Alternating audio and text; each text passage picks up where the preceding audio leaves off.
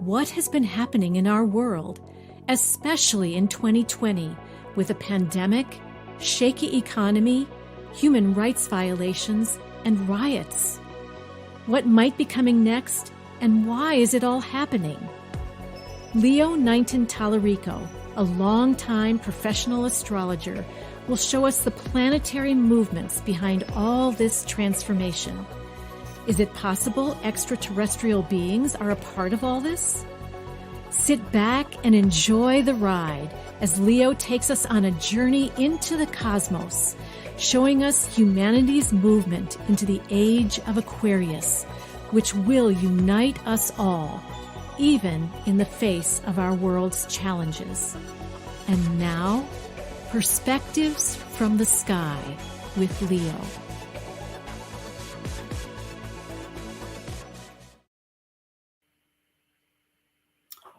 Hi everyone, this is Leo Knighton Tallarico. It is May 14th, 2022, and we are one day before a lunar eclipse full moon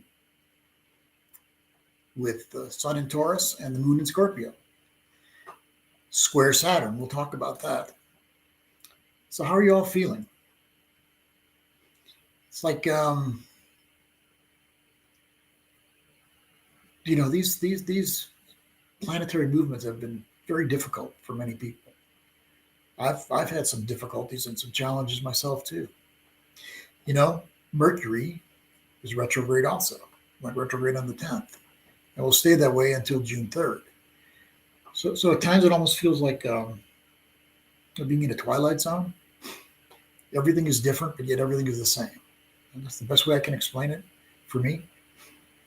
Like everything is different, but in some ways, everything is exactly the same. So just looking at this lunar eclipse, full moon, total one actually,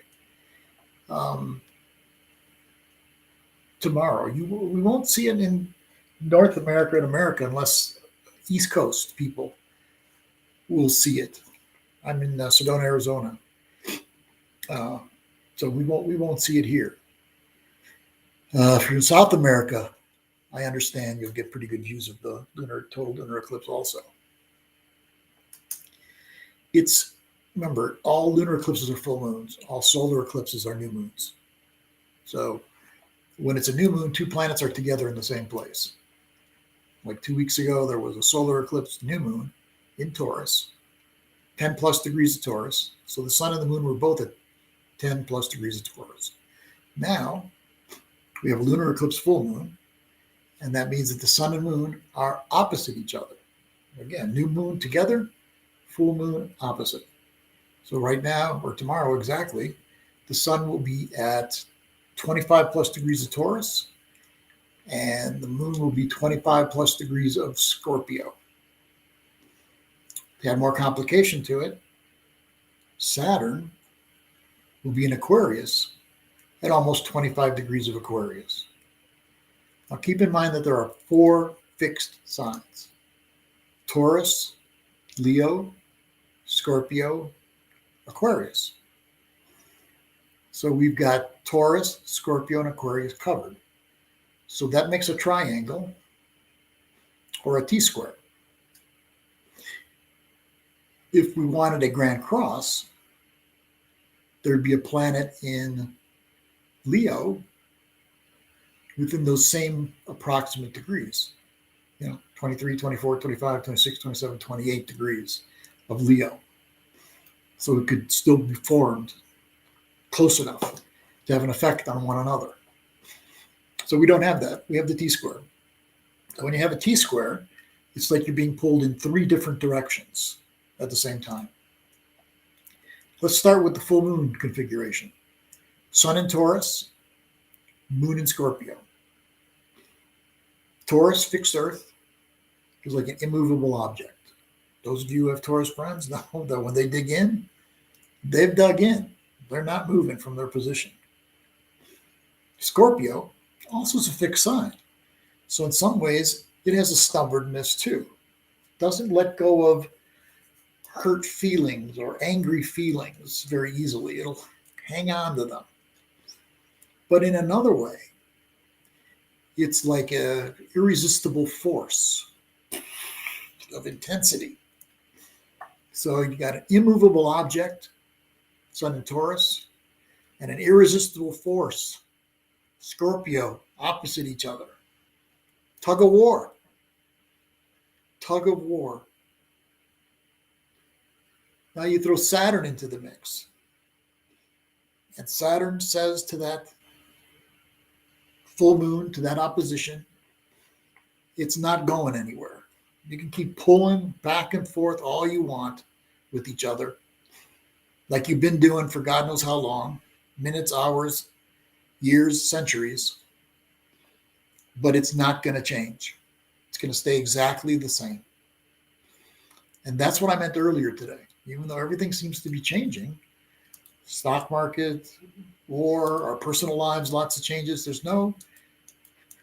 at the same time, it feels stuck. It's just not totally moving in any direction. And so Saturn is telling us that for tomorrow. It's not moving. You're stuck. I imagine a lot of you feel that way right now. You want change. You feel change. But either you don't have the motivation to make the change, or doors aren't opening for the change to happen. Or there's confusion as to what direction to go in. So you don't make the change. So besides this eclipse square Saturn, again, I'll reiterate that Mercury is retrograde. So technically, it's not a good time to make any major decisions and move forward, is it? A lot will change as we get toward the end of this month. At the end of May, well, already Jupiter's gone into Aries. So remember, Jupiter expands whatever it touches. So if Jupiter's in Aries, that means that the energies of forward movement, of motivation, of force are all expanding, especially moving forward. And Jupiter will be there for most of the next year. It goes back to Pisces, into Pisces for a little while, but for the most part, it'll be in Aries for the next year. Well, now Mars is in Pisces. Mars is the ruling planet of Aries. So even though Jupiter says, let's go, its ruling planet, Mars, in Pisces says, no go. Pisces is not a great sign for Mars to operate in when it comes to moving forward or using force. Neptune dissipates, dissolves forceful energy. So we wait because Mars will move into Aries soon, toward the end of May. And then it'll make conjunction with Jupiter on May 29th. And on that day, there's going to be a strong feeling of moving forward. On the very next day, the 30th of May, there'll be a new moon in Gemini. And by the way, that will be, the new moon in Gemini will be conjunct the United States natal Uranus. So there'll be some shaking up and some movement around whatever the United States is putting its hands into right now. So then Mercury goes direct on June 3rd. So you can see that whole time period. 29th, Mars conjunct Jupiter in Aries. 30th, new moon in Gemini. June 3rd, Mercury direct. A lot of movement will go forward. It's not meant to go forward now. Remember, we got that tug of war going on. Sun in Taurus, moon in Scorpio. Immovable object, irresistible force. Immovable object, irresistible force. If you're looking at the stuff that's going on in the world, you can look at the tug of war as there's a pull from the Eastern world, Russia, China, and then you got a pull from the Western world, the United States, European countries, You're taking it my way over Ukraine. There's a lot of stuff in the media, and compassion for the people in Ukraine. My God, how could you not? It's horrible what they all have to go through. But the bigger picture of it all isn't what is being portrayed in the media. The bigger picture of it all is a tug of war to win geopolitically between the West and the East, especially Russia at this point in time. They're fighting over Ukraine, so it sits with them. You can see all the movement now of countries that want to join NATO because they're afraid of Russia. And in some ways they ought to be, because Putin's not playing. When he makes certain threats, and I don't want to get into that now, just to stoke fear, when he makes certain kind of threats, believe that those threats could actually happen. And what can we do as citizens? Do protests? I don't think right now that's going to do much good. Although it's always helpful to state what you believe in and stand your ground on what you believe in and get that word out to people. Yeah. I mean, we have all sorts of things to be protesting about too, don't we? Look what happened to Roe versus Wade. So you can see that there's tug of war again on another level. Not Western world versus Eastern world, but within the United States, liberal ways of looking at things and conservative ways of looking at things. And you know very well that there has been a cut. And there's hardly any middle ground for meeting between the liberal and the conservative, between the Democrat and the Republican. They're not meeting like a normal community would do. They're not trying to figure out what it is that we best need here in this country. They're only out to win the argument and win the elections. Do you realize how horrible that is?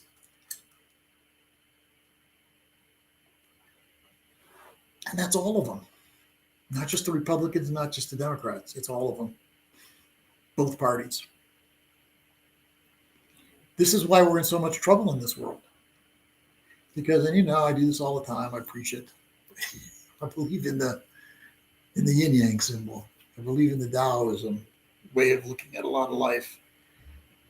And it's the opposites joined. Not at war, not trying to win, but trying to come together, discuss what their viewpoints is, and find a way what's better for everyone concerned, not just each opposing viewpoint.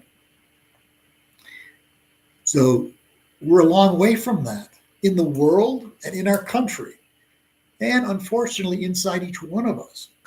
Now that's where the work really needs to be done, inside you and inside me. Guys, are you in touch with your softer side? Are you in touch with the part of you that's sensitive and listens to other people when they're talking? Women, are you still controlled by I have to be nice all the time? And you don't speak up for yourself because you've been taught by your family and by the culture that it's feminine to go along with what a guy says, or go along with what the family wants, or just go along with whatever? Movement needs to be both ways. Women integrating their more assertive male yang self. Men integrating, and it seems men are even further away than women are. Men integrating the side of themselves that's softer, that's caring, that listens, that's into the other person and the relationship as much as they are to their own needs. This is the work. It's the inner work. Remember, it's the inner that changes you, and it's the inner that changes the world. It's an inside job. Christ said it well. The kingdom is within. I'm sure that's what he meant. The kingdom is within. And what do we do in America especially, but I guess all over the world? We're running around outside doing things, getting things done. Accomplishing. A lot of people have been programmed to believe that they're not even worth anything. This is common. A lot of people believe they're not even worth anything, or there's something wrong with them if they're not doing something or accomplishing something all the time. How did we get that way? You mean that production is the most important trait of being a human being? Thank God the animal kingdom isn't that way. Could you imagine, your dog, did you get anything done today? What did you do? Your cat, your cat especially. What have you done today? Get moving. Clean that litter box. I'm tired of doing it myself. Clean out your damn litter box. They don't think that way. Humans do. And, to a certain extent, it's okay. We built a lot of wonderful things in the world, arguably. But our self-worth based on what it is that we accomplish or what it is we produce, how did we get there? So the kingdom is within. So you can work on this inner marriage between your yang and your yin, between your dark and your light. Again, this is another important part of us. It's the dark and light inside. We've been taught by religion, by families, by culture in general, that the light and the good and the dark and the bad. God, I guess that means out here from 7 p.m. until, 5 a.m., there's evil in the air for that whole time. Dark and light are not what we make them into be. Dark is not the devil demon, and light is the savior good. Think how ridiculous this is. Could you see if we did the same thing with water faucets? Turn on the cold? Bad. Turn on the hot? Good. You're going to heaven. You're going to hell. This is what we've done in our world and to each other. We've put judgmental energies on things that are just naturally what they are. Now, it's true. Sometimes we have to not judge, but we have to discern what's good for us right now and what's bad for us right now, what's good for our culture now, what's bad for our culture now. And of course, certain things we're going to keep as bad or good. It doesn't mean hell and heaven, but, murder, not good, no matter how you look at it, right? Treating other people well, good. That's good. Turning it into heaven and hell and a religion, it's more control of the people. And see, this is the work, is thinking for ourselves. Don't listen to what I say either. You got to think for yourself. That's what's going to change the world. Because in the age of Aquarius, the diversity within unity, what that means is each separate entity is true to itself, stays within its own integrity. In a lot of the old world, the way that you join a group, or the way that a group will have you, is if you fit in, meaning everybody's very similar. But in diversity within unity, it means everybody has a right to their differences. And within that, we find unity. Diversity within unity. Just to give a picture of something like that. Let's say communism, socialism over here. Capitalism, freedom, liberty over here. Again, don't put any values on either one of them. Communism says, or socialism, we're in it for the group's needs for everyone. And the other is, we're each in it for ourselves, for our own freedom. Freedom is important, more important than anything else. And we need to stay free in order to make ourselves build a life that's right for us. Both sides sound pretty good to me. Let's work for the good of the group. Let's make sure we've got freedom to be able to stay true to who we are and what it is that we need and want. Should one be good and the other be bad? No, that's what we've done. We've sold everybody in this country that communism and socialism are bad. It's because we demonized places like Russia and China, Venezuela, etc., Cuba. Yeah, those places had big problems making their world work. I'm not saying not, but it doesn't mean that the whole idea of what communism and socialism represent is terrible. In fact, if we're going to make this world work, again, you get people in community talking together. Here are the values of capitalism and freedom over here. Here are the values of communism, socialism, and making sure that all the people are taken care of in our group. Now, how do we work together to build a system, an economic system, that's going to be the best for all concerned? Yeah, communism has failed where it's been tried. Socialism, well, kind of works in Europe the way they do socialism to a certain degree, right? People get not only Social Security like they do here, but they get vacations and all sorts of other health insurance. That's a big one. But yet they still have a capitalistic system in some ways. But we can do even better than that, I believe. But we have to get together. We can't demonize. We can't make it where one person wins and the other person loses, where one ideology is good and the others are evil. Come on, you see how crazy that thinking is? It's so crazy that you get programmed to believe that if you even say the word communism or think of a thought about it or socialism, that you're a bad person. People are afraid to even talk about it. It's probably the same way in the East. You know, capitalism and freedom. Look what it's done in the United States. And look what it's done. It's not all perfect. We have people that are super, super wealthy and rich. And we still have a lot of people all around that are poor in this country and all over the world. System is not working. God, maybe it works for you and me. We're like middle class in this world. But you can't just be satisfied with that. You got to look at everybody. We need a system that works for most of the people. Diversity with the unity. So the diversity allows us to each be free to be our authentic self. Within unity says we're all working together in common cause. That doesn't mean that it's all perfect, but we've got to start a new system. And you know something? What's going on in the world is letting us know that the old system is not working, and it's going to keep getting worse. And things are falling down. Institutions are going down. They're letting us know that we need new ways.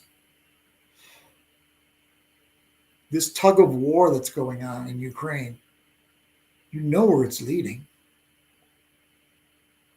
You know where it's leading. In your heart, in your mind, you know. And perhaps it needs to all fall in order for us to create something new. I would like to believe that we could stop this from being as crazy as it looks like it's going. You know, World War,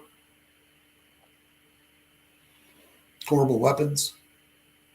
I'd like to believe that people can wake up before we get that bad and say, let's all get together. Let's all get together, treat each other with respect, and work on this world and make it work for all of us. And quit trying to just arrogantly say that my way is the best way and I want to destroy you.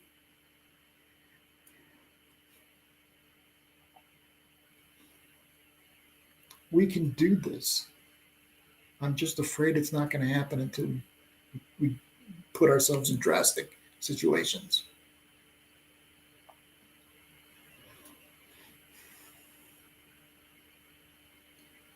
So, tomorrow, full moon lunar eclipse, Taurus, Scorpio. Remember, Taurus is like security, holding your ground, not being moved. Scorpio is powerful energies to keep passion alive, to keep intensity, interestingness of life alive. They need each other. Again, the opposites in astrology, whether you're Virgo, Pisces, Aries, Libra, Taurus, Scorpio, Leo, Aquarius, and down the line. Yeah, they're opposite. They're meant to learn from each other. They're meant to come together like a yin yang symbol to help each other to grow. So take a look in your chart or ask your astrologer or go up on the internet, whatever you need to do, and find out if you have any planets somewhere between 23 degrees of a fixed sign and 28 degrees of a fixed sign approximately. So again, that's Taurus, Leo, Scorpio, Aquarius. And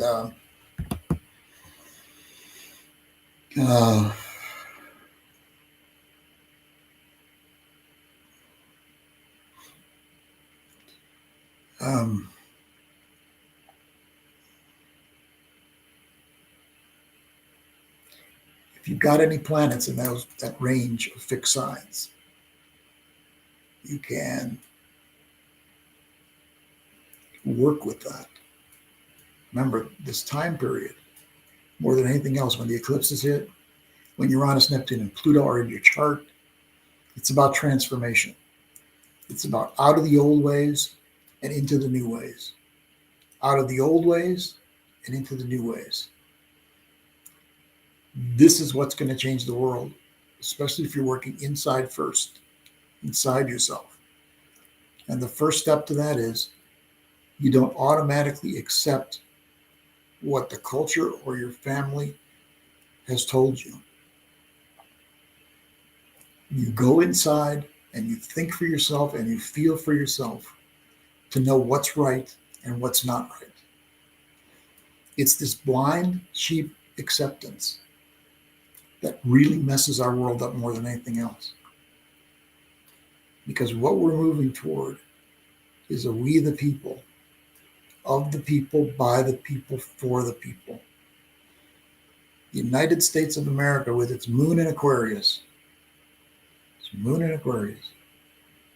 inner values, is where your moon is, in Aquarius, brought us a lot of this from the people that started the country. Yeah, it's terrible what we did to the Native Americans, and it's terrible what we've done to African Americans. We can't make light of that.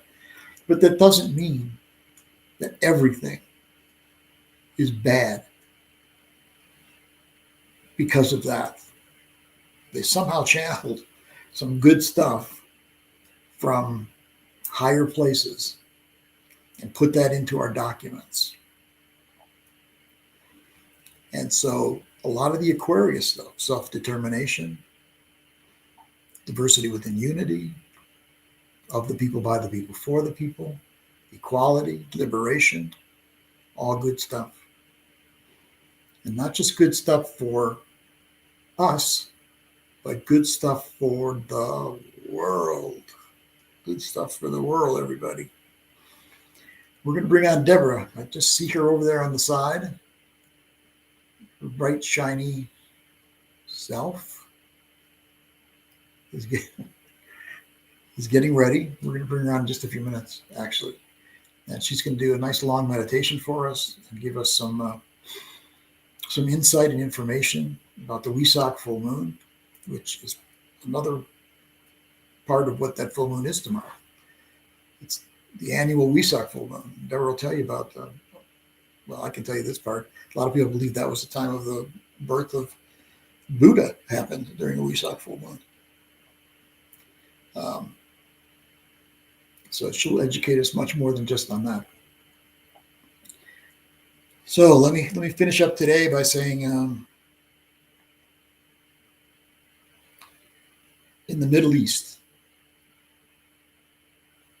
Palestinians and Israelis, that's the place to keep an eye out on right now. And again, everything is happening for a reason. Everything is happening to help us to evolve. And through the evolution, to create the age of Aquarius for all of us. That's why it's happening. It can be long and drawn out and horrible, this transition. But the more each one of us does our inner work breaks out of the old programming and the stuck places, the better we're going to be. Again, as I said earlier, it's a tug of war with this eclipse tomorrow, with Saturn in there saying the same thing over and over again, same thing over and over again, same thing over and over again. You got to make the commitment that you don't want Groundhog Day to last for you anymore. And the only way you can do that is by stepping off into something new. Everybody always says it's Einstein. I don't know if it was Einstein that said it. But if you do the same thing over and over again, expecting a different result, that's insanity. Well, whatever it is, it's not good. And I've seen so many people lately telling me the same things over and over again, as if somehow it's different now. No, it's the same thing. If you're going to do the same thing the same way, nothing's going to change. I can almost write a guarantee out for you. If you do the same thing in the same way and you're looking for a change and it hasn't happened, no, it's not going to happen. So you got to get outside the box, drop the old ways, and you know what the big thing is? Surrender. Trust and surrender. Because a lot of that stuck place, a lot of the stuck places are because we feel that we need to be in control. We need to stay in our heads, not our hearts. We need to stay in our heads and stay in control. And it's from that place that we stay stuck. Let go of our head. More meditation, stay out in nature more, listen to music, paint.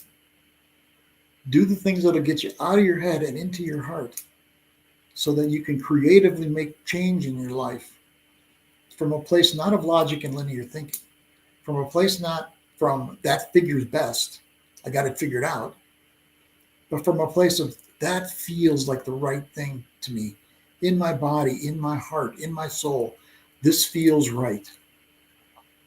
And move from that place. And then the stuckness will go away. Speaking of someone who's never stuck, I said, well, now she is. She's gone. Are you still here, Deborah? Are you ready to come on? I'm gonna. I can't hear you, honey. I'm going to bring you on now.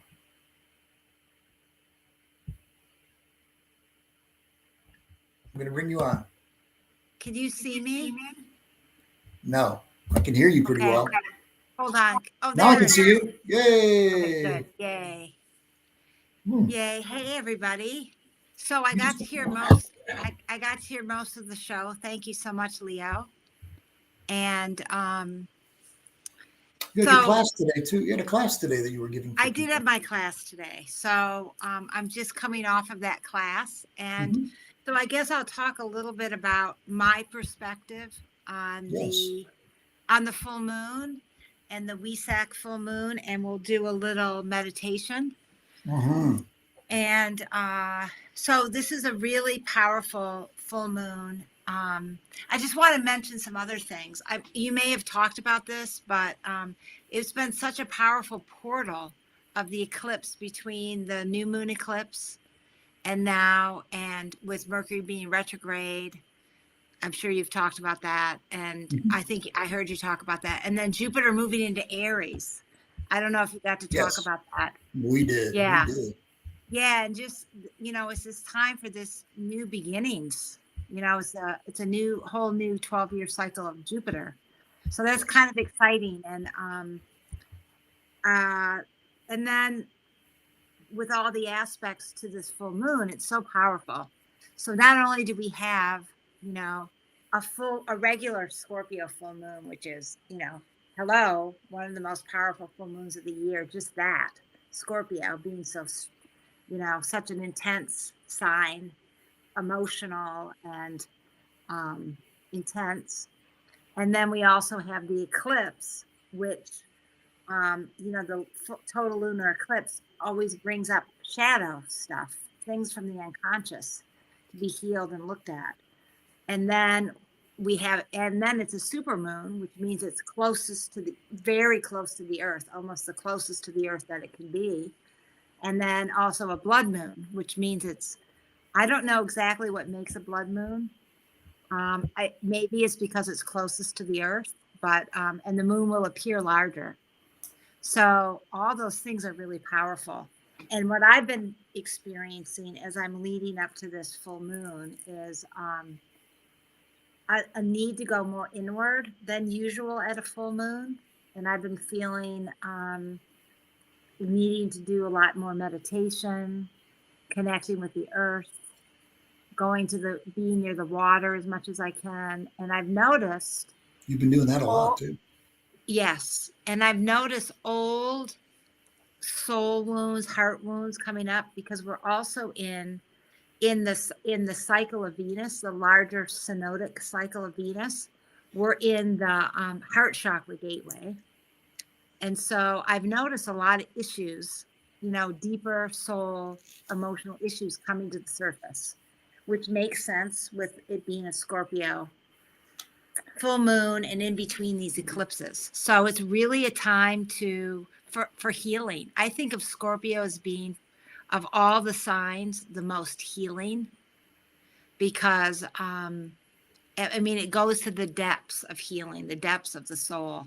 Not always an easy thing to do, but and it's also a lot to do with the power and empowerment. So any ways you've been disempowered in your life, you may start feeling that coming up.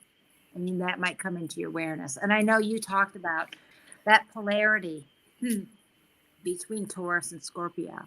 So that's always something we feel when there's a full moon, right? That tug between the sun and the moon. And then, as I know you talked about, Saturn in the mix, and then Neptune conjunct Mars also trining the moon. So that's a lot of energies. And so I just wanted to mention that, and then move into talking more about the Wesak full moon. Because that is, I'm just going to take a little sip of water.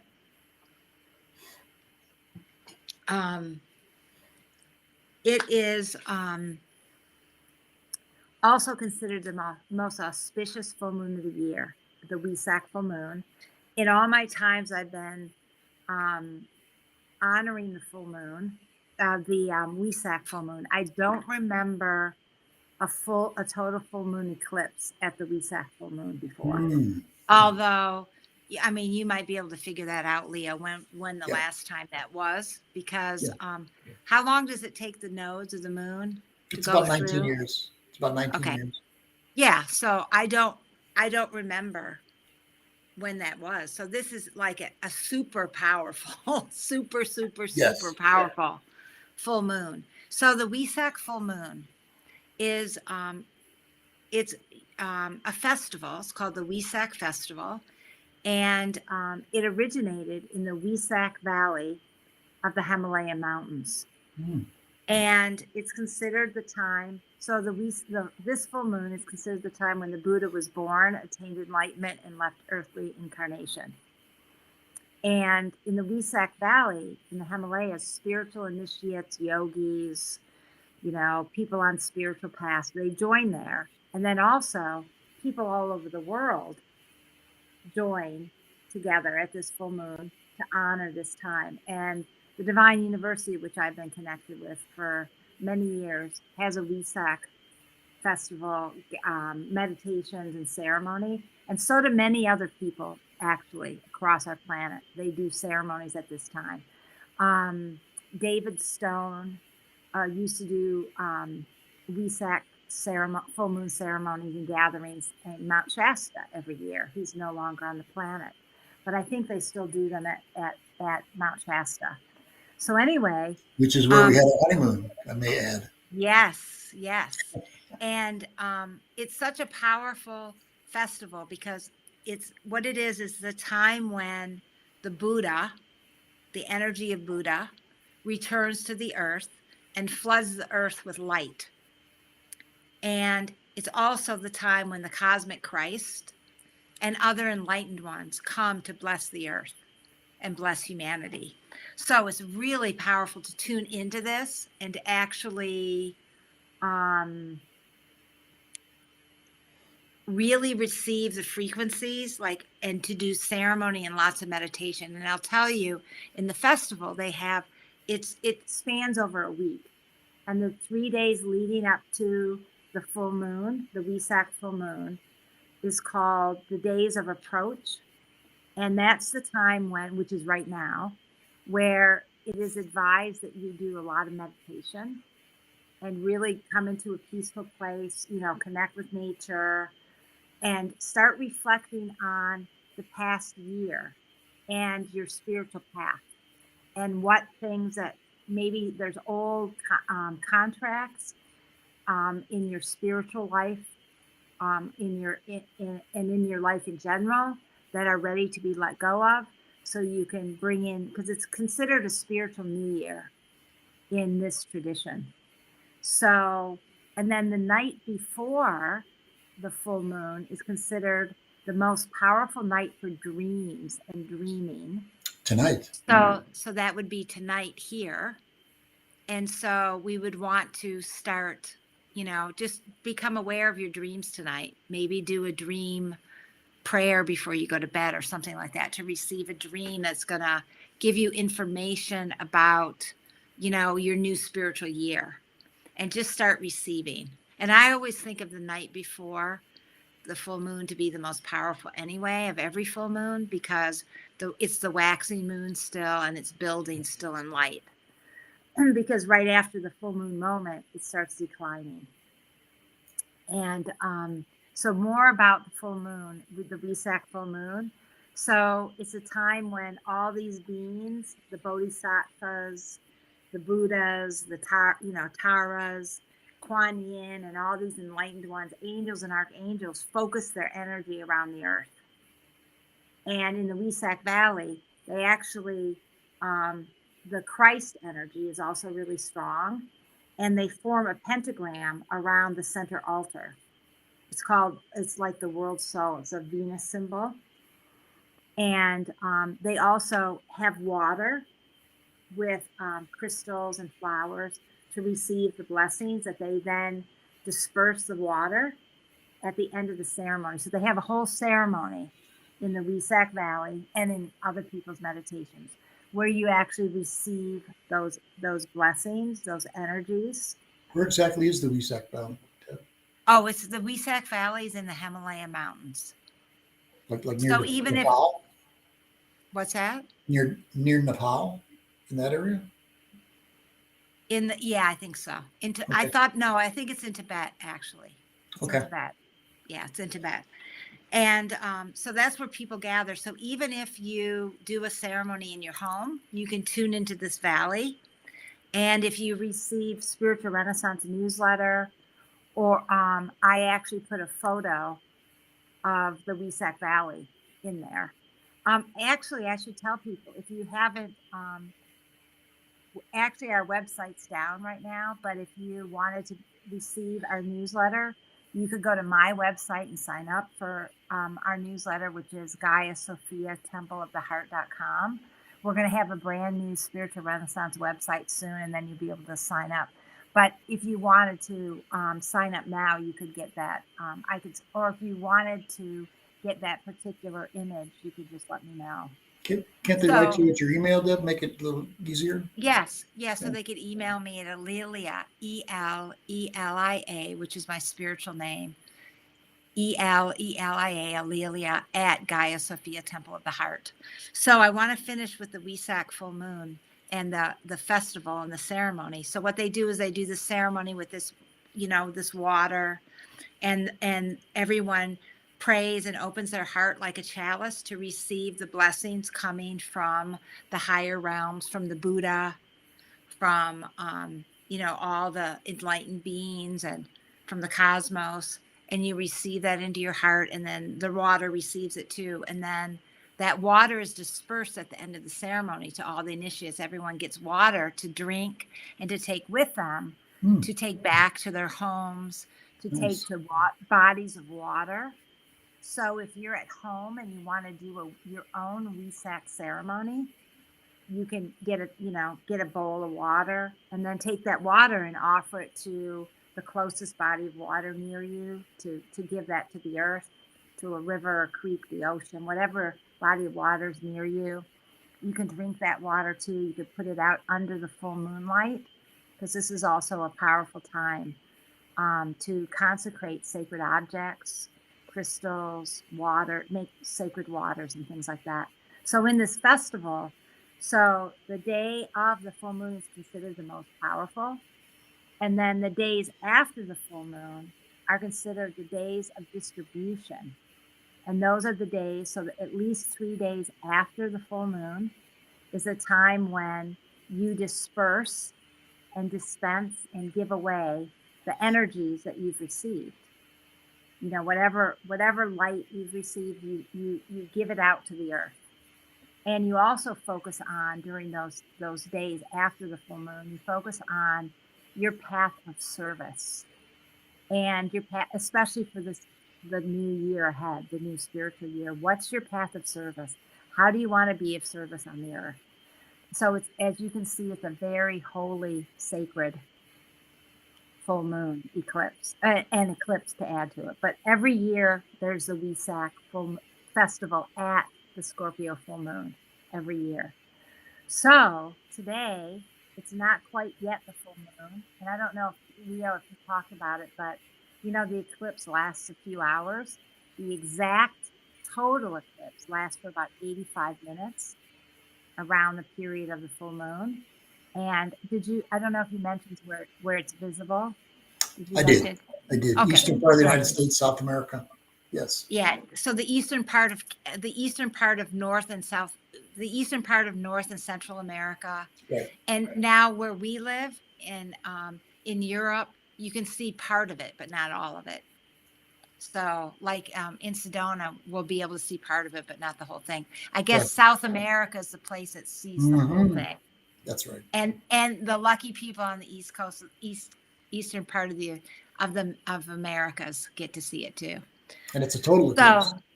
And it's a total eclipse. So it's going to last long. And if you've never seen a total eclipse, oh my gosh, it's so worth it. And I also wanted to say that if you wake up in the morning before dawn now, you can see Venus and Jupiter. Wait, I think Venus and Jupiter are not too far from each other, are they? Mm-hmm. That's correct. Yeah. So you can see them in the morning sky. I've been noticing them in the sky. I know Mercury. Venus is in Aries already. Jupiter's in Aries. Right. Too. Exactly. So if you look into the early morning sky, you can see them. And I've been seeing them the last couple mornings. I wake up early and just peek out there. You do, don't you? Yeah. So it's nice to just be aware of that they're close to each other. So I will do a meditation now. Nice.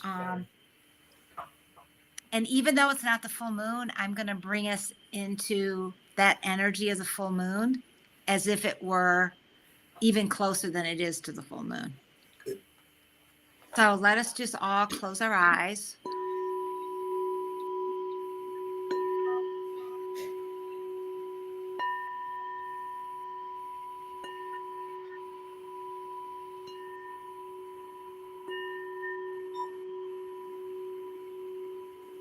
And just bring your awareness into your heart.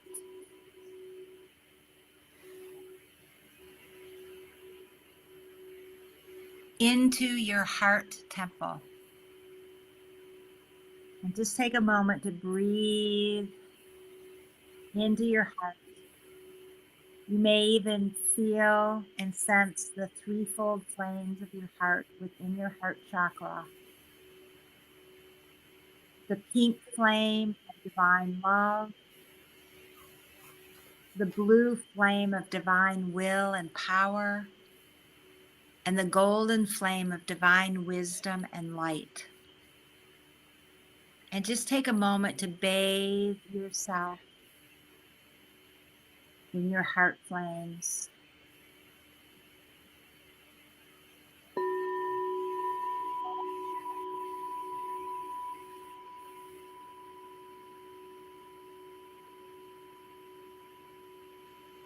And then just become aware of Mother Earth beneath you.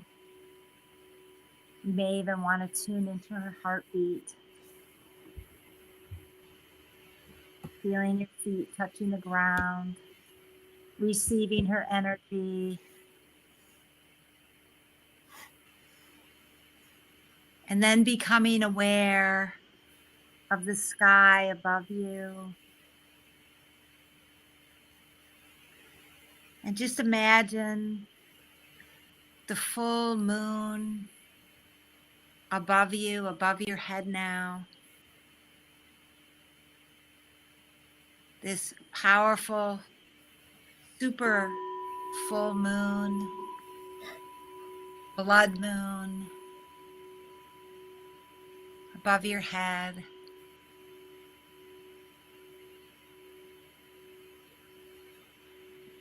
As we call in the energies and the beings all across the earth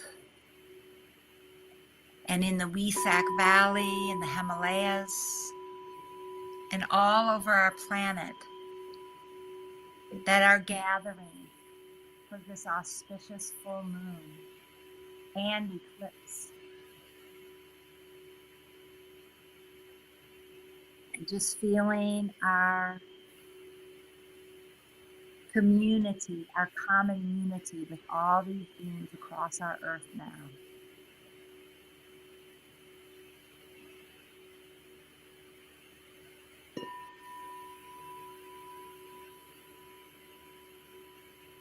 And you're just feeling and sensing the powerful energies of the full moon beginning to pour down around you, bathing you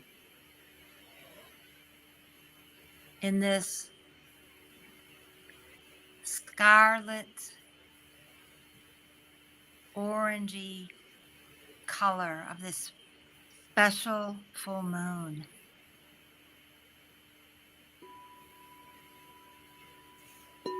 And just begin to sense many, many beings in the spiritual planes. The Buddha, Kuan Yin, the Taras, many bodhisattvas, many enlightened beings, the Christ, Magdalene, Isis, many, many beings in the sisterhood and brotherhoods of light, joining and surrounding us now. And if you can, you might want to open your arms up like a chalice to receive the incoming light and blessings of this full moon. And even though we're doing this now before the full moon, you can actually do this yourself, leading up to the full moon in the days after, and just receive the blessings, the light, the dispensations, the grace, the love that is pouring forth from the higher spiritual realms at this auspicious Wesak full moon. And just receive those blessings into your crown chakra, filling your crown chakra, and then cascading down through each chakra, through your third eye, your throat, your high heart, filling your heart with these vibrations of the full moon, cascading down through your solar plexus, your navel, your sacral, your base chakra, and then all the way down into the center of Mother Earth. Feeling all this light and love and grace, blessing Mother Earth.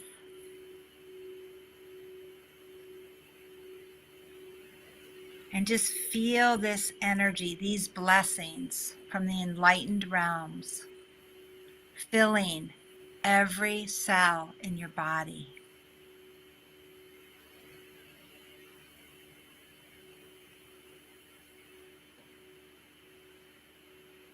And just taking a moment to reflect on the passing year before this full moon, any spiritual contracts that feel complete now, that you're ready to release.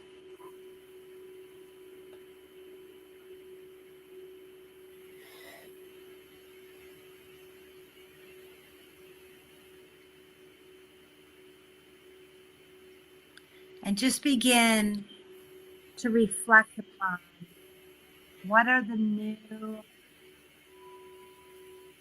spiritual energies you want to intend and bring forth at this Wesak full moon. What are the new spiritual energies you want to evoke for your life and your path of service?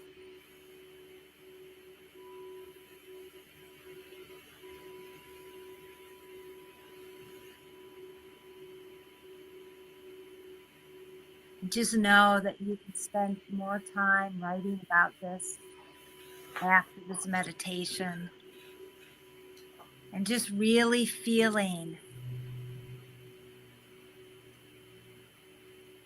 the immense healing energy and power of this full moon filling you as you reflect on your path of service, what you want to bring to bless the earth at this sacred time and this time of great need on our planet. How do you want to be of service? And one of the simplest ways to be of service is to just be a vessel of love, a vessel of peace, a vessel of compassion. Yes. A vessel of wisdom and truth, higher truth. So it can be very simple, our path of service. It can be as simple as loving the earth every day, or loving all those beings around you, having compassion, giving to others. And just allow yourself to feel that now. And to just feel that light you've received in your heart from the Wesak full moon. And just imagine radiating that light from the full moon out in all directions, including down to the earth, up into the heavens, and out in all directions to bless all beings, to bless Mother Earth, to bless all creatures, all life forms.